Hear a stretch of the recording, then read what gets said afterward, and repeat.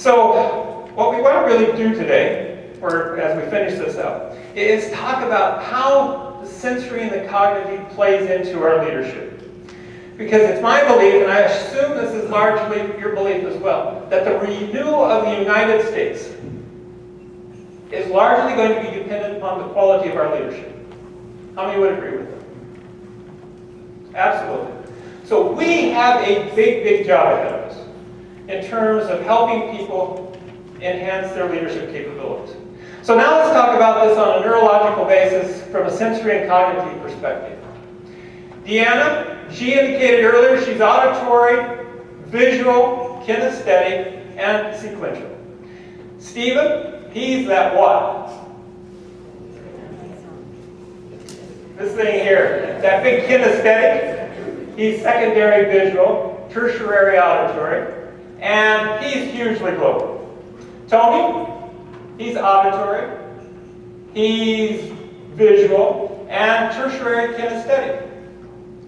And he leans towards that global side. So the point is that all four of us are uniquely wired at a very, very core level in our brains for how we prefer to take in information and process it. And it creates us to be very different from each other in terms of how we react and respond to the world. So is this sort of making sense as you think about yourself and maybe some of your colleagues and peers? That at a basic neurological level, we're wired differently. And what's basically the implications of that in terms of being a leader?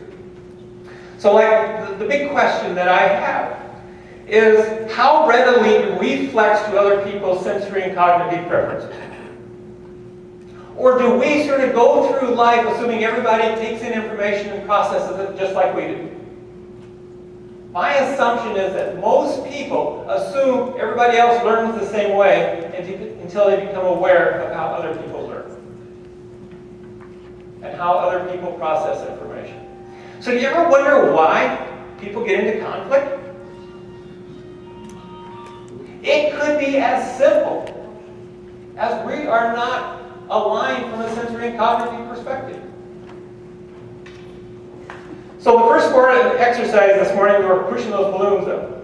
And I must say, my team back here did an outstanding job. So get yourselves a pat on the back. All right.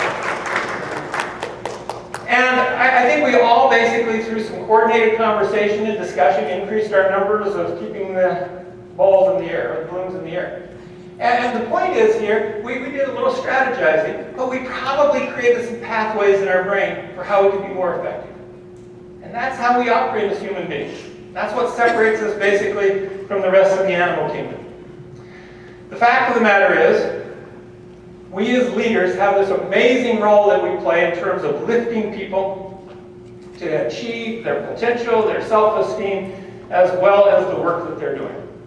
And do you think our country needs a little bit of a lift right now? Absolutely. Where does it start? It starts right here with each and every one of us in terms of our abilities to believe in people and give those people a lift and help them be who they possibly can be. So basically the work that we've done is to encourage people to be who they are at a very basic neurological level. And they're auditory, they're visual, they're sequential, they're global, they're kinesthetic. And believe me, everything we do in life ties to our preferences. So if you sit back and just sort of watch the things that we do, it's even in the language that we use. I'm what? And I'll say things like, I see what you mean. Show me what you're thinking. So it's embedded in our language. So just sort of think about that a little bit in terms of how you connect with other people.